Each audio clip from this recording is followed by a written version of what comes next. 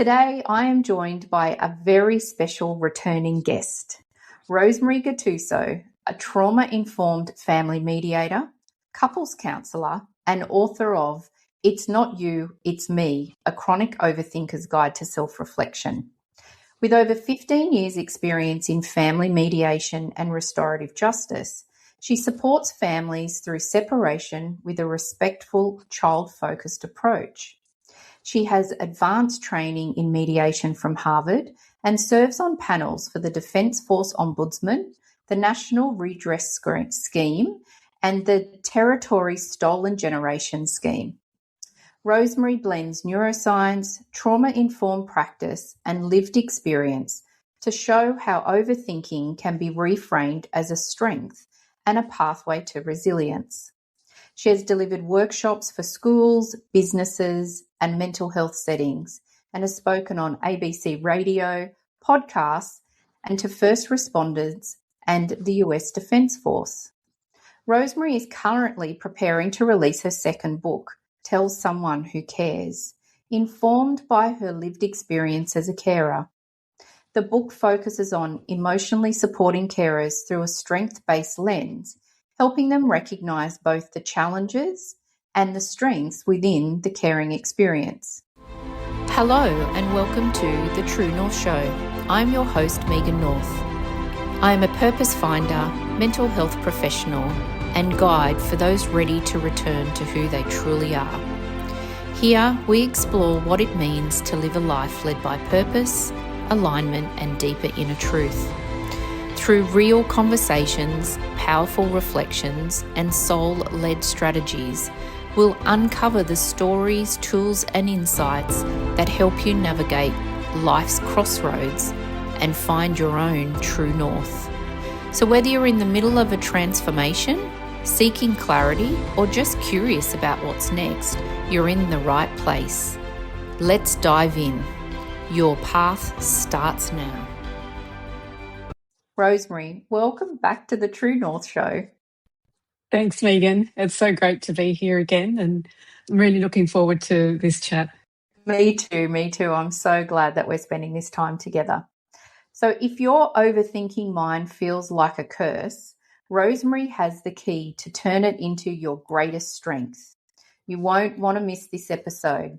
After a quick commercial break, Rosemary will show you how to reframe it all. I'm here with Rosemary Gattuso, a trauma-informed family mediator and author who's showing chronic overthinkers how to turn that busy mind into a superpower for resilience and stronger relationships.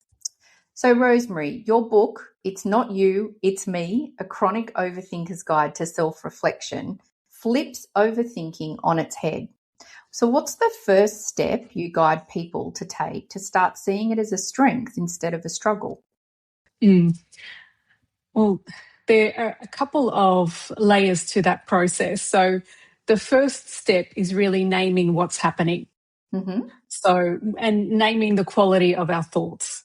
And so, because when I started working as a mediator, I was working in an organisation that used a strengths-based approach, which was something that I didn't really know much about it until then. But what it did was give me a way to classify our thoughts, feelings, and actions. Do they come under what's wrong or what's strong? In terms of overthinking and self-talk and that sort of the way that we analyse our situation and our experience, then it can either be going down the path of what's wrong or what's strong. So the difference is the way it makes us feel and the impact it has on our quality of life, our experience, and whether or not we will be jumping into that experience or maybe moving away from it. So when our thoughts go down the path of what's wrong, then that's where we overthink.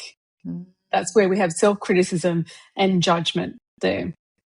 And that's going to make it harder to make decisions about the future or make decisions in general, but especially around the future, because when we're in overthinking mode, a lot of the times we're thinking about past mistakes, past wrongs, or just things that didn't go to plan. So, but it's really the way we analyse a situation. But if the perspective is going down the path of what's strong, then that leads us down the path of reflection. And that's where we have an opportunity for personal growth and an opportunity to use mistakes as a learning opportunity. So if you can overthink, then it's the same skill to reflect, just with a different focus. So if you can do one, you can do the other. Wow, that's amazing. And from a neuroscience point of view, I've always understood that our brain is basically wired to go to a negative as opposed to a positive because it's that fight or flight mode. Is that one, do you believe that? And two, if you do, is that why then we would naturally go to a negative as opposed to a positive? Yes, there's definitely many layers that influence which path we take as the default. And then, we have negative bias where we are biologically primed to focus on and remember the negative over the positive. And sometimes I like to say, well, think about an experience, a happy event that took place, and what's one of the first things that people comment about it or that you remember. And even looking at, I went to a party, it was nice, but there wasn't enough food, or there wasn't something, or it rained. There'll always be that tendency, not always, but often that tendency to focus on what went wrong. And that's, part of negative bias. Then we may have grown up in an environment where that was the default. So we're taught that that's the first path that we take. And then that's what we needed. We needed to do that in order to survive in that household. Because if you're in a household where everyone's looking at what's wrong and you're sitting there going, oh no, but maybe it's good. Maybe they didn't do that, or maybe it didn't, you just get, maybe even laughed at or criticized or whatever the case may be, because everyone else is taking the other view. Yeah. So, and then also there's that fight or flight where we are biologically designed to be on the constant lookout for danger. Yeah. So we have biology and we have our experience and what we were taught we had to do in order to survive in our early experience. So there's a lot, plus characteristics, individual characteristics. So there's a lot of layers to it. And it might also be that certain topics or parts of life are easier to see strengths than others. And others we default straight to the weakness because that's part of our weakness or an area where there's room for more learning and growth for us. Right, yeah.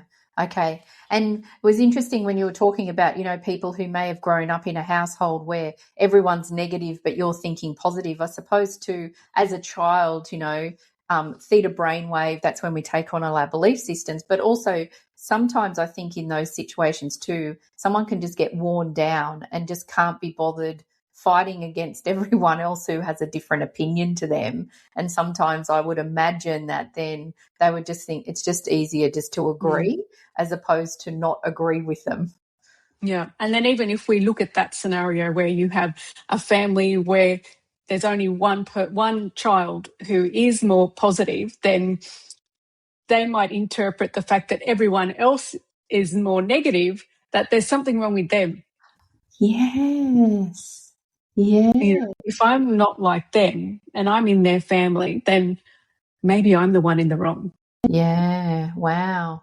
And then that positive thinking would easily turn into the overthinking from the other side, right? So, oh gosh, wow. Yeah. That's right. And if that child is a sensitive child, yes, another layer. So there's many aspects to it. Yeah, absolutely. Wow. Okay. Yeah. Yeah. So the last time that we spoke, it was soon after that you launched the book, this first book. So what has life looked like for you over the last year? What's happened? What have you learned over the last year? Well, I've had quite a lot of changes, and after that launch, I did a sort of mini book tour going around cities in Australia, and that was a really wonderful experience to be able to connect with and share my concepts and my book, with people all over the place and get different uh, feedback and questions, and it showed me a lot about myself and I hadn't thought about. So that was a big part of the last 12 months. And then also my role has changed, somewhat as I've gone from being daughter who helps parents around to then being full-time carer, and that taking up majority of my day. Yeah. And so what does that look like for you at the moment? So from a mental health and grounding point of view, now that you're splitting your personal time in the sense of you've got time for you, but then there's a lot of caring responsibility. Has your approach to mental health changed in the last 12 months because of that? It definitely has. And it's also highlighted to me how relevant the concepts in my book are transferable to being a carer. Right. Okay. And using that what's wrong and what's strong lens to really name my own thought process about my role, the way that I interact, with my parents or people who I'm dealing with, whether or not it's come under what's wrong and what's strong, and also the point of view of my parents as well, where they are relying on me and others as well, because there's a team, and where I place my focus, if I'm focusing on their deficits or what they can't do or what they need help with, how that impacts them. So I noticed that was a big sort of a wake-up call for me to say, hold on, these concepts are really valuable and helpful in my role as a carer and the way I interact with my parents. And so that then led me to write a book about that. To really, and it was interesting because I would be living, the contradicting emotions on a daily basis that I was writing about, and then it would help inform the book and also highlight how important awareness and balance and grounding is in this role. I mean, I think it's for any role, but I guess I found that being a carer and caring for family as well, there's a mixture of emotions that often aren't spoken about because there might be a bit of shame or guilt or sadness, anger, frustration, all these things that can come up that just aren't spoken about. Therefore, there's a lack of support for carers other than, well, how about your self-care? Go have a massage, have time off, which don't actually always resolve the situation. They can be very helpful, and there are things that I do. They can be helpful, especially in that moment. But in terms of giving a way to name the experience, and then knowing what that awareness then gives you in terms of reflection, or what that shows carers about what they need in their role in order to continue their role. And it's about balance, whether they're out of balance or, back in balance, and what changes are being asked for. Okay.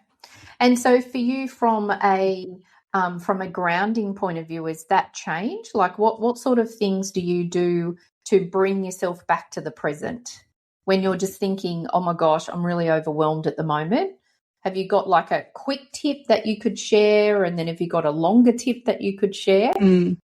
Well, definitely meditating on a regular basis is something that always is kind of a staple for me as a foundation. And then, any exercise, walking, getting outside, sunlight, and it's also going to be about knowing your limits and knowing the clues that you're being tested and that you've gone over the limit and you need to do something, because everyone has their own mechanism and their own remedy. Yes. So it's really about that awareness of what the experience and what the clues are. And the clues are coming from how I feel in this moment. Am I getting cranky? Am I snapping? Am I really tired and unable to switch off? All those things. Yep. And also regular breaks. That's something that I've only just started. And ensuring that I have, like a mini 2 days away somewhere, even just to stay in the city, to get out of the same routine and the same space. So and I didn't think, initially I thought, it's too hard to organize because all the changes, and I have to make sure everyone else is okay and they can cover. And then I just thought, no, that's it. I have to just start somewhere and do something. Yeah, I love that. That's been a big help, because nothing will change the situation. Not much can change the situation. I can outsource as much as I can, get external, services and providers in. But it might not change how I feel. Maybe I'll be less tired, or I'll have, and maybe that's enough just to have more, inner space, because identity can get lost in that role. Yeah, definitely. And I love that you talked about that in the sense of, work out what works well for you, because, I talk about this with a lot of guests time and time again, that I think that people get overwhelmed because they're watching social media or they're listening to people and people tell them what they should be doing. Sometimes that it's not going to work for a person. So it's about like experimenting and finding what works, and having a 5-minute option to then maybe an hour option, maybe a 5-minute, a 10-minute, 15 and half an hour, and then an hour. All these different options that you can do depending on how much time you've got. Because if you've just got I don't have time to meditate for an hour, or I don't have time to go to the gym for an hour, then you're just not going to do it. So I think having the little options as well, the quick options, which is what you referred to as well. Yeah. Yeah, and that's a good point. And also making it work in not only my routine, but my parents' routine, or whoever you're caring for. If I know they have this on at this time, well, how can I make the most of that as well? Yeah, exactly. I just want to go back to the chronic overthinking piece. So when we were talking before about when we either go to what's wrong or what's strong, when people are learning to shift that natural way that they think, do you think that like just a simple pause and then a decision to go the strong way as opposed to the wrong way can help? Like, is it really a choice, a moment in time of, I'm actually not going to respond that way, which is what I usually do. I'm going to make a decision and respond with my strength.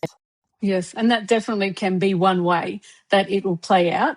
Often it can also be reflecting afterwards, where we're learning from when we did go down the path of what's wrong, because there's value in learning from what we did and then what we didn't do. Right. Yep. Yeah, because in a moment when we're learning how to go this way as opposed to that way, we don't often have that moment to stop. But, I love that reflective piece. What could I have done differently, or how could I have responded differently?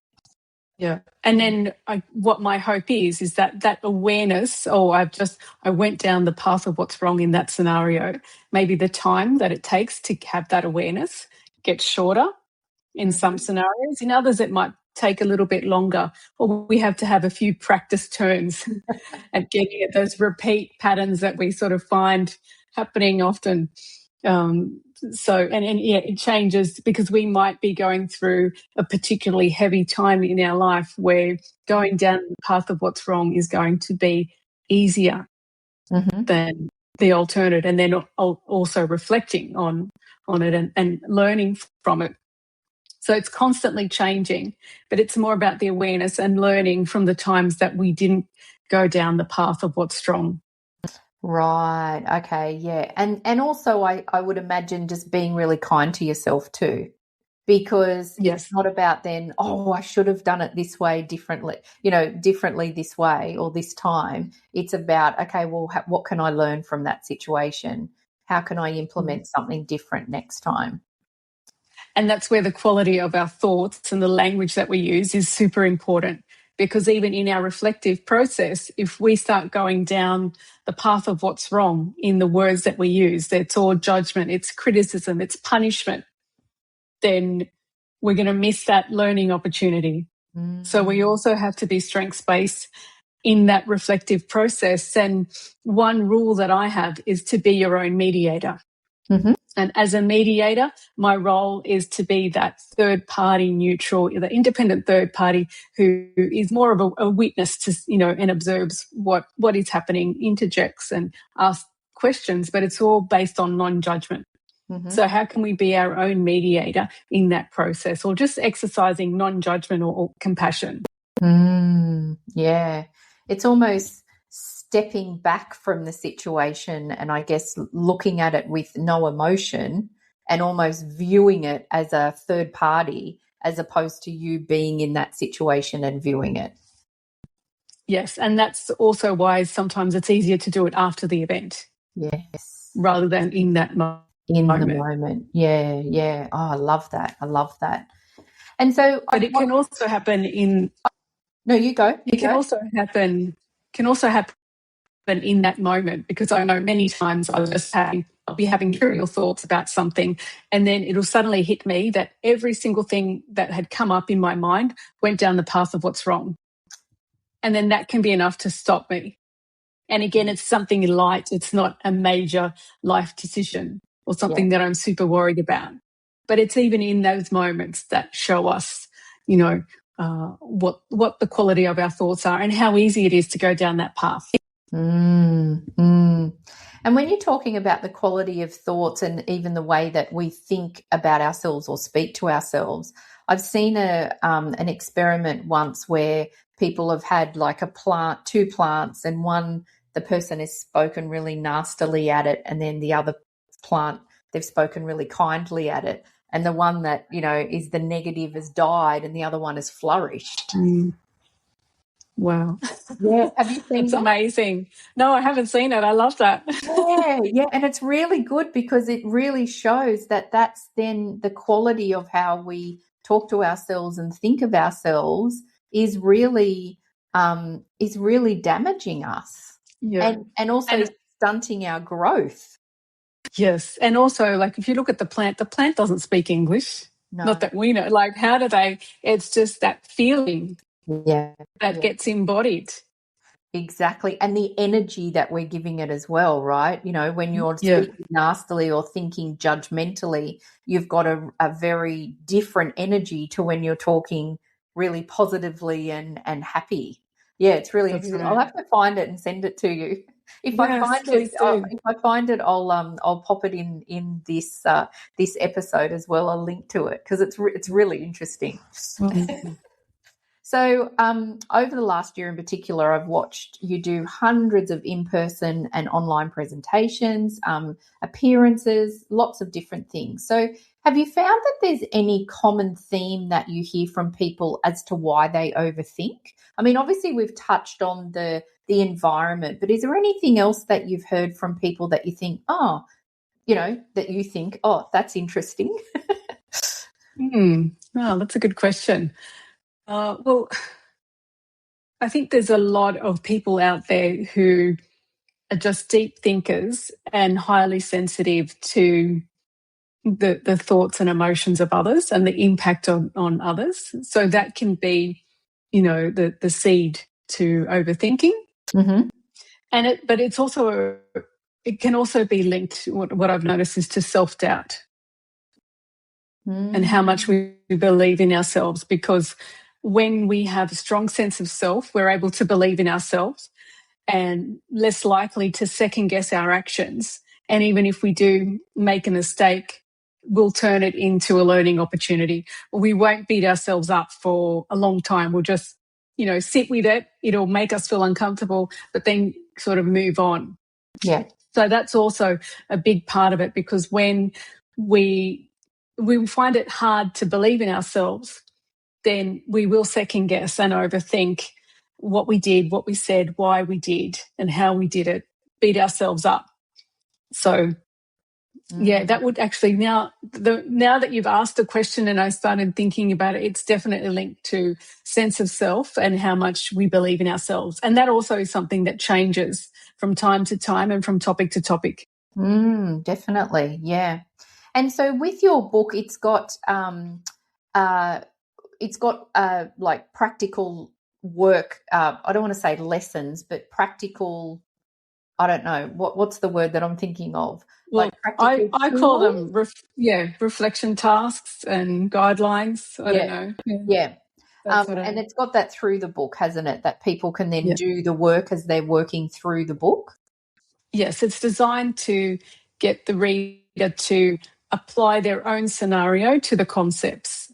And then as the book progresses, there's the concepts are layered and layered and layered and increased and merged so that you can build on that. Yeah. Because it's not just about what's wrong and what's strong, because we have what's wrong and what's strong in terms of our thoughts, feelings, and actions. Are my thoughts coming under what's wrong or what's strong? And we do the same for feelings and actions. And then it's also in relation to how we feel about ourselves. Are our thoughts, feelings, and actions in relation to ourselves coming under what's wrong or what's strong? But then also how we feel about others or anything external. Are they coming under what's wrong and what's strong in relation to our thoughts, feelings, and actions? Yeah. And we can just really break it down to explore what the patterns are and what the learning is from that. Yeah. Wow.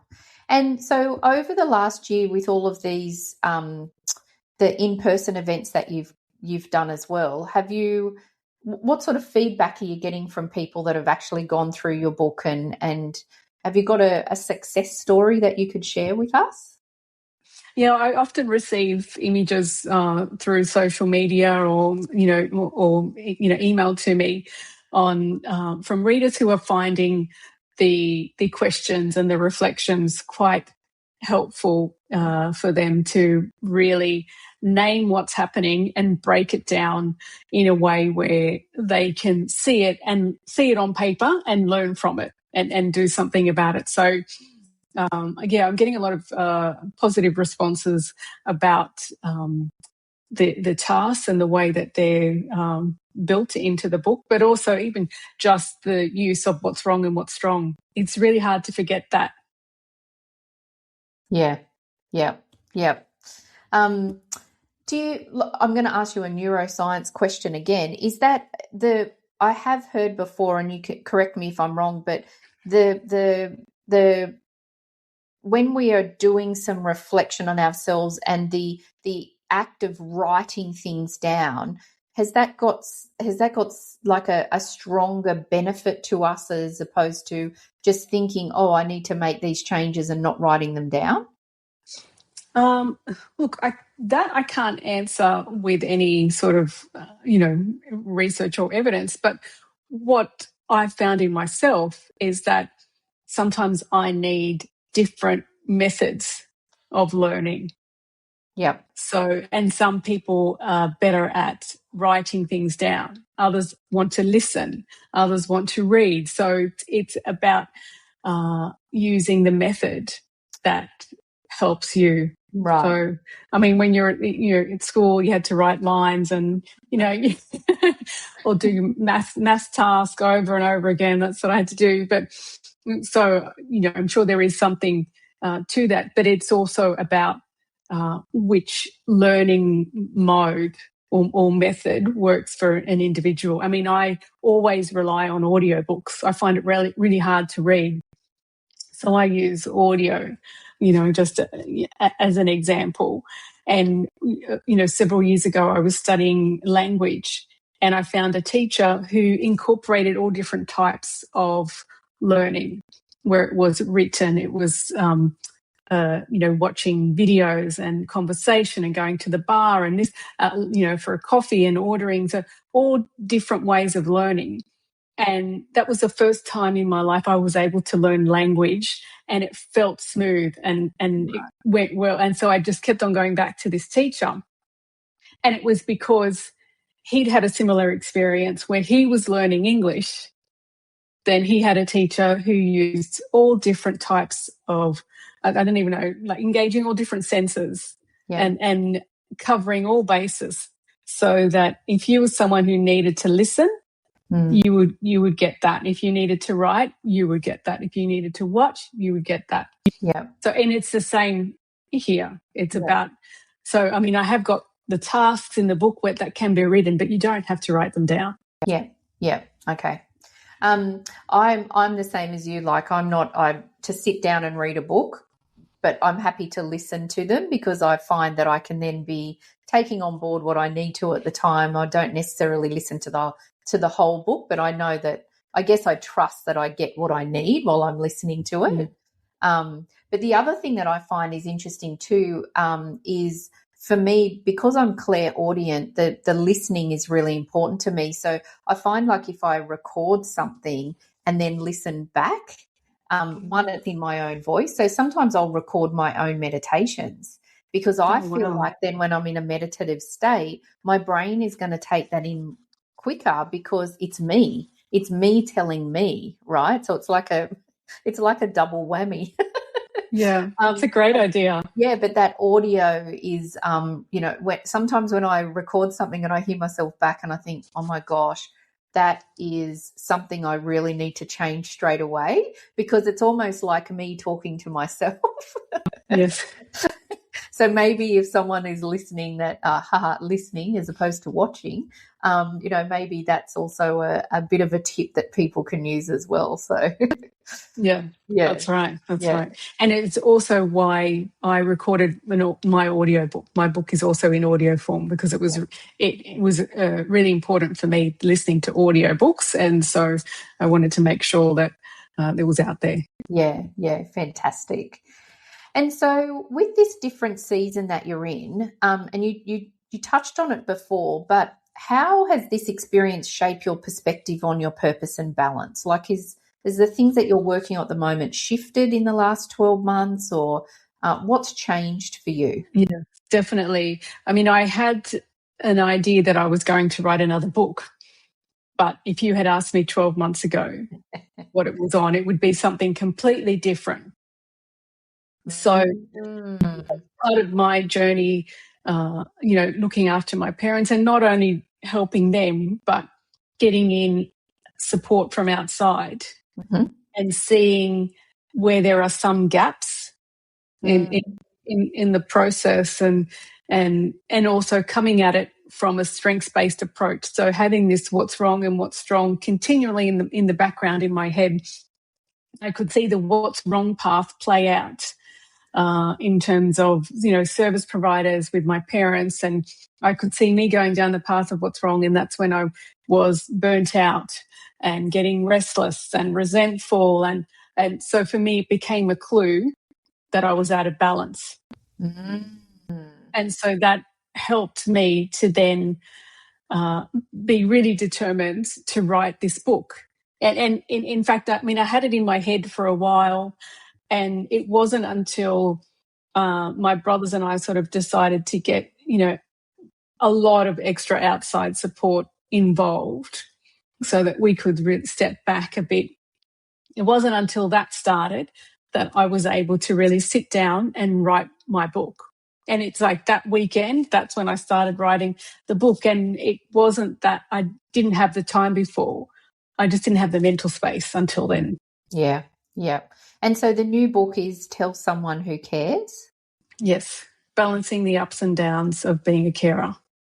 Okay. So this is so personal to you now. I guess, has it been a different approach for you? Because the what's wrong, the strengths-based approach, I would imagine that you've used a lot of that in examples through mediation and those sort of things. Whereas this would probably be a lot more personal in the writing.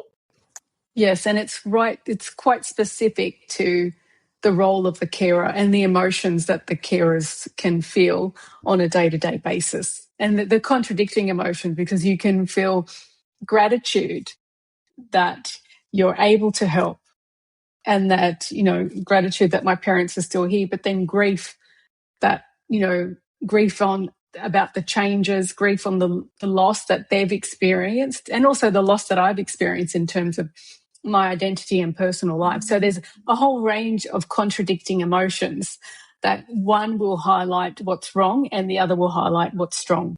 Mm.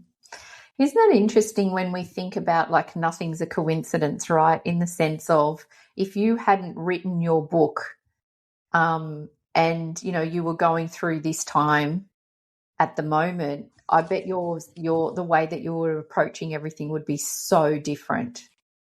Yeah, it's just, it all makes sense now. And even, you know, why I was so determined and just wrote it so quickly.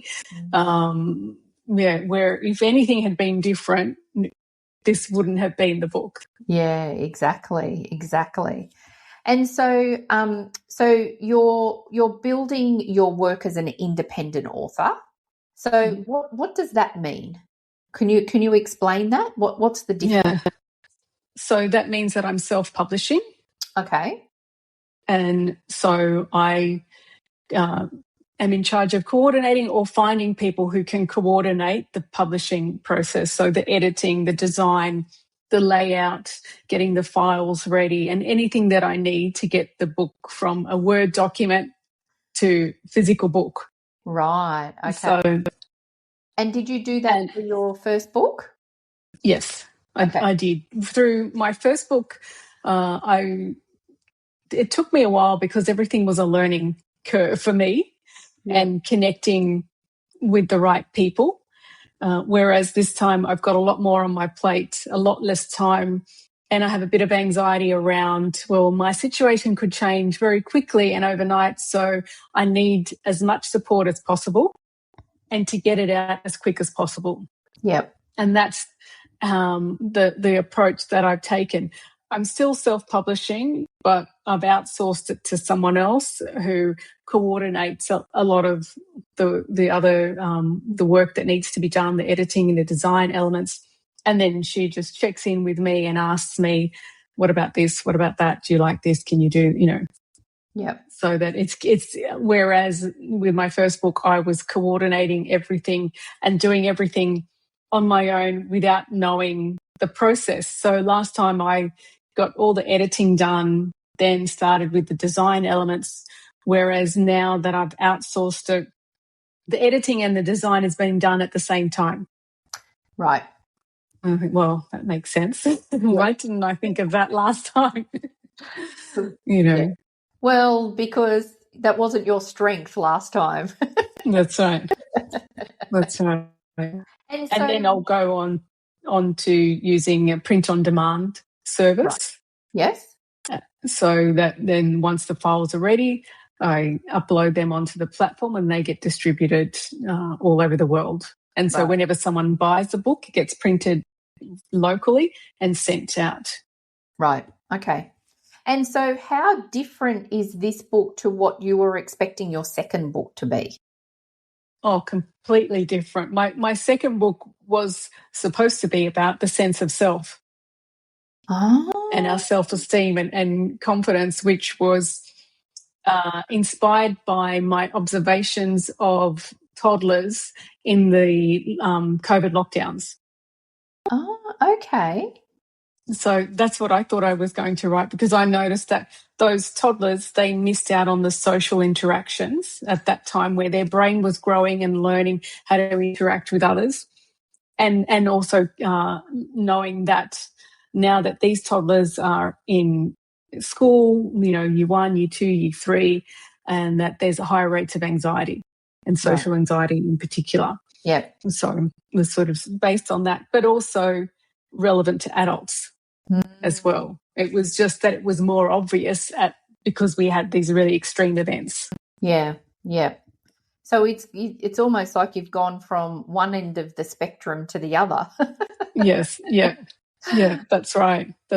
And I did always have in mind that I would write about aging. You know, that I would do beginning of life and end of life. Yeah. But this is not the way that I thought it would come out, because it's not necessarily aging. It's just a vulnerable person who needs support and their carers. Yeah, yeah. And so is this new book, like, does it have activities and self-reflection, or is it more coming from your personal experience? It's a bit of both. Okay. A bit of both, but there's definitely reflections in there, because it's not just about the perspective of the carer, but also for the person that they're caring for.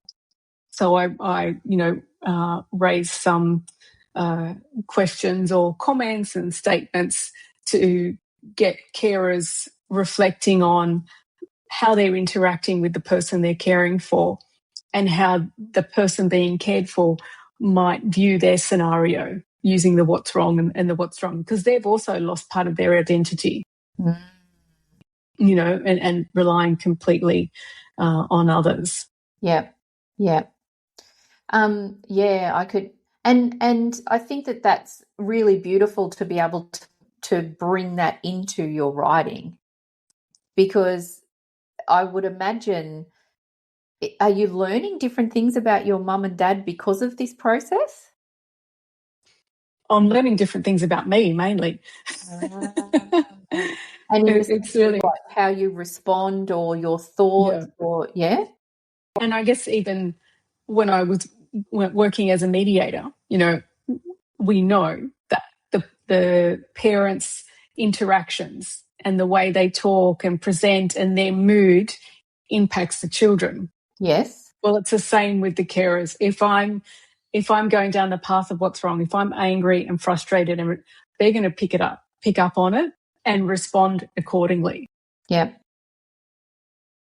So that's where it was super important for me to also have something on the perspective of the person being cared for. And there is a bit of research, to highlight, the challenges and trends as well from that perspective. But there's also ways that carers can really put themselves in the shoes of the person they're caring for. Yeah. Okay. Wow. And are you collaborating? Well, not collaborating, I suppose. But are you talking to other carers and other people who have carers, or is it just completely your perspective? It's completely my perspective. Okay. Wow. Yeah. Wow. Amazing. But I thought I would be doing all this research and connecting with other carers. But then when I started writing, it sort of changed direction and turned more into self-help for carers. Yeah. And I suppose too, if you were collaborating with others, then I feel like it would lose the essence of who you are at the moment and why you're actually writing this book. It would almost feel it. Yeah. It could, yes. Yeah. It's just completely your experience. So I would imagine too, it'd be wonderful to just be able to say, this is what I'm writing, and I don't actually have to refer or confer to anyone else, because it's all about me. That's right. And yeah, that's also helped me in the process, because I just sat down and started writing and it just flowed. And so I decided not to reach out to others. Yeah. So something a little bit different now. So and we touched on this as you and I chatting before we started recording, but a lot of us know that we're really into the fire horse energy now. So have you noticed or felt an energy shift in the work that you're doing because of that the fire horse? I've never actually haven't thought about it yet. I mean, things seem to be going very quickly. Yep. And gaining a lot of momentum. Yeah. So I guess that could be part of it. Yeah. And I'm also wondering too, because it's funny, when I was thinking about this question and I thought, I'm curious as to why I'm asking you this, but you actually said before too, is that there's an urgency for you to finish this book. So I'm wondering also is, apart from the practical reasons why you want to get the book out there, but I'm wondering also if you're sitting into that energy of the fire horse, like, just let's get things done. Yeah, it could be. And it's very different to my first book. My first book took so long. I mean, I was learning a lot, but Yeah. Now, I mean, even the writing, I wrote it in 8 weeks, the first draft, and now going through the edit. So it's still, work in progress. But yeah, definitely got a lot more speed to it. Yeah, interesting, isn't it? Yeah. And so when do you think that you'll be releasing the book? I'd hope by end of May or June. Wow, okay, really quick. Yeah. Exciting. All right, fantastic. Yeah, by the middle of the year. Yeah. Okay, yeah, that sounds good. Which is then only a couple of months away. Yeah, that's right. I know. Now I'm like, oh my gosh. Look, you've said it on TV now, Rosemary. So I know. So there's a lot going on for you, obviously, and finishing and publishing the new book from a business focus. But what else have you got going on for this year? Is that just the focus, or is there anything else that you're working on behind the scenes? That's really my main focus. I mean, I still have been doing work on my first book. I had an author talk 2 weeks ago, and so still balancing as much of that as I can. But I also anticipate that once this book is out or just about out, that there will be it'll have a lot of momentum. There's already a lot of interest, and I'm connecting with people who want to know more.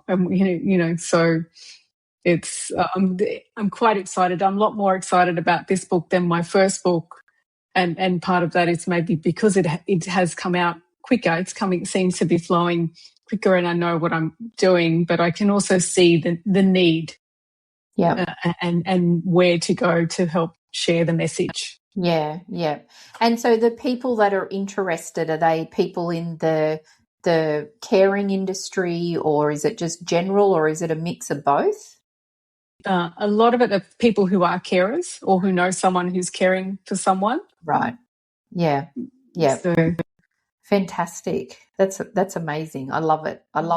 And, I mean, the last 12 months for you has been so busy because you've done so many book tours anyway. So I could imagine that you'd probably have a different feeling about doing it this time as well, because you know what to expect. Yes. And it's really interesting because when you talk about your first book to this book, you have a different energy with them as well. I don't know whether you feel that too. But I do, because I do feel a lot more excitement. I said, and that it's gaining momentum before it's even out there. Yeah. So I guess my challenge is balancing my role as a carer with doing a tour, and what that would look like, and how I could, make that work. Yeah. And then I would imagine too for you that there's that stepping into, from a boundary point of view of, when you step into doing a book tour, that then the people that you're working with would need to have some understanding too of there's going to need to be some balance around the expectation that they've got on you, and you balancing what you've also got going on personally, right? Yes. Yeah. And also knowing that things can change very quickly. I mean, even my book launch for my last book, it got postponed. Yeah. So, and then a few other book talks as well. So there's also that element that I guess I'm learning just to go with it and do whatever I can, and try not to focus on what's wrong. Yeah. Because then I just won't do anything. Yeah. Yeah. And you're from when I first met you to now, your focus on your mental health and your balance and your self-care is a real priority. So, having those boundaries in place is not going to be as difficult moving forward, because you know that that's a real number one priority. If you're not in the right space, no one else is in the right space. That's right. That's exactly right. Yeah. Oh, I'm so excited for you. Oh, thank you. I think that you'll do for anyone listening and watching, Rosemary. My husband and I went and was it your first book talk in a library? It was one of your Yes, first, I think, wasn't it? my very first. Yes. Yeah. So my husband and I went and it happened to be at our local library, which was very convenient for us. So we Yes. loved being in the audience and sharing your new book. So we're equally as excited for you for this next one. Oh, thank you. And that was such a great event. Like my first talk and such a huge turnout. It was just incredible. I think 70 or 80 people registered and most of them turned up. Yeah, it was amazing. It was so good. It was so good. I'm excited for what's next for you. You deserve it. Oh, thank you. Thank you. Okay, so can you believe we've only got a few minutes left? No. Now, I would usually ask you the same question that I ask all of my guests before we finish, but I'm going to tweak it a little bit. So what is one lesson or truth that you've learned in the last year that you wish you'd known earlier? It's the importance of balance. Because what I've learned is that I can physically take on a lot, but if I'm out of balance, then it's just not going to happen. Or it'll happen, but it'll happen in a very heavy and slow way with resentment and dread and frustration and anger. It doesn't have to be that way. Yeah. And that's where balance, taking breaks, getting extra support and knowing what nourishes me and when I'm feeling depleted, knowing what the clues are. And any time that I guess I'm going down the path of what's wrong, that's a clue that I'm getting depleted and I need something to help me get into balance. Yeah, I love that. And, I'm so happy to hear that because it could have taken you a long time for that to become something that you were really good at. But I'm glad that over the last 12 months, that is something that, you've really implemented and really stepped into because I can see the difference in how when you even just talk and when we talk generally, that balance definitely comes in. Like I can feel that in your energy. You're very focused and just firm about that. And it definitely comes across. Yeah, and I guess it has to be, otherwise I can't sustain everything. Correct. I can keep dropping away from letting go of certain responsibilities that I can, but there's only so much because it's also about me having my own identity. That's not a carer. Yeah, absolutely. Yeah. Thank you for spending this time with me again today. Thank you. It's been fun as usual. Always a great chat. Insightful. So beautiful. And I'm really grateful too that you've shared so much, particularly from a professional basis, but also a personal basis, because I think that this is a topic that I think a lot of people are going to lean into. Once you release the book, I think it's going to be very successful. I suspect that there's a lot of people that are carers at home for parents or family, and, this is giving them a voice, or at least letting them read something that they think I'm not the only person. Yeah. That's right. And giving language to name what the experiences are. Yeah. So thank you for doing this work, because you're making a huge impact on people in the world. Oh, thank you. Thank you so much. Thank you for joining me on this episode of The True North Show. I hope today's conversation brought you closer to your own sense of purpose and reminded you of the power you hold within. If this resonated with you, I'd love for you to subscribe, leave a review, or share it with someone who's also walking the path of becoming. To continue the journey, head over to megannorth.com. You'll find resources, support, and ways to work with me one-on-one. Until next time, keep trusting yourself, following your intuition, and taking one aligned step at a time. Your true north is never lost. It's just waiting for you to come home.